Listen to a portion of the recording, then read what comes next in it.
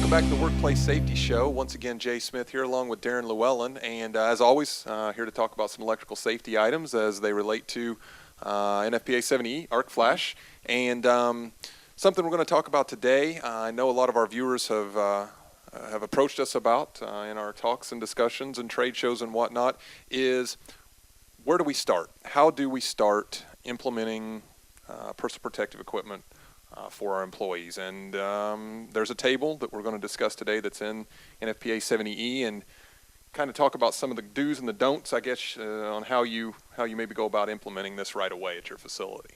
Yeah. There's a set of tables in 70E that can be used today. You can start tomorrow. So it would take months to get your arc flash quoted, priced, and finished and completed, but no sense waiting months to get people in PPE. You need to do it right away. And the tables are able to do that for you. People have called us before and asked us, hey, come down and do the tables for us. Put labels on our equipment based on just the tables. Don't do the full-blown arc flash analysis. And it's just not a service we would be comfortable with providing. It's not something that you need us for. You can do that yourself. You're missing the piece. What the piece you need would be the training. The training, along with the tables, is an immediate solution to arc flash protection in a facility. You need to follow that up as quickly as possible with a full-blown arc flash analysis where calculations are made. But immediately you get the people trained and train them how to use these tables and how to provide PPE. You don't need us to come in to put labels based on the tables, because the tables are also task-based.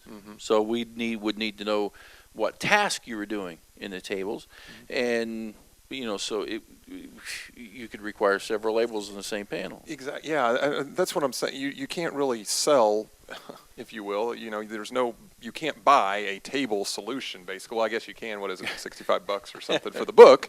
But that's what we're saying here, is that you need to look at these tables and actually understand what their purpose is. And the purpose is a quick and easy way to establish a level of clothing, a level of protection that your employees might be wearing for a specific task. And as far as labeling goes, interim. In the interim, before you get your arc flash labels from whoever's going to do your arc flash calculations, there are generic labels that Brady sells, many label companies sell them, that simply warns of the arc flash hazard within a panel. Which are a requirement. Right.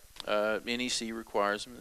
It's something that you need to do. You need to go through that process. But what you need right now is an immediate solution for PPE, and the tables will give you that. But you don't need us to put labels on your panel based on the tables. Right. The labels will suffice from the generic labels. And touching on what you said earlier, that's where it could get confusing, and we want everyone to understand what we're actually talking about here. Is generic labels is basically warning, arc flash, shock hazard, whatnot, not a category. You can't use really the tables to come up with a category 1, a 4, or 3. They're based on tasks, and because of that, you don't put that category necessarily on the label, because based on the task, could be multiple levels, I guess, of personal protective equipment. Okay. Yeah. So just a few items there regarding these tables, and Daryn really touched on the training, and that's where everyone really needs to understand how you communicate this to the worker. It's not through a generic warning label.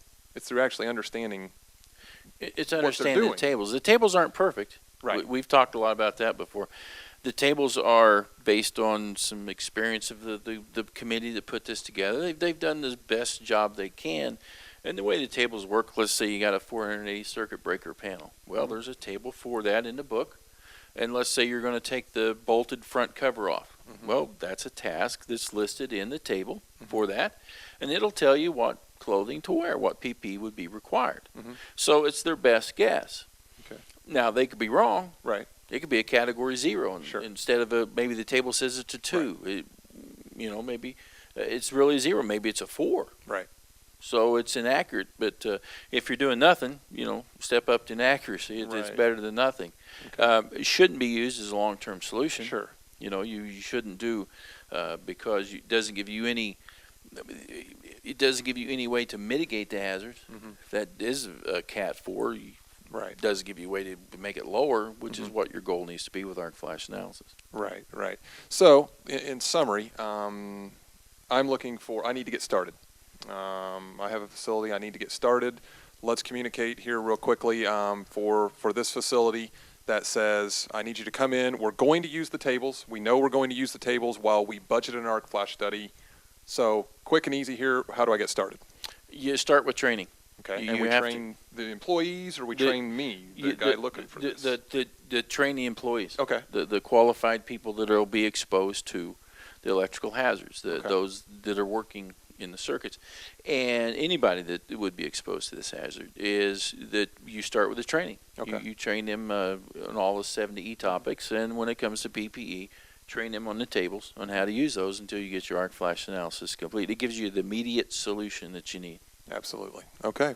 Well, for those out there watching, I hope this was helpful. And, as always, if you have any further questions on this, you can contact both myself or Daryn. You can look us up at Lewellyn.com, and maybe we can expound on this a little bit more in the future. But if not, I guess we'll just hope to see you back here again real soon.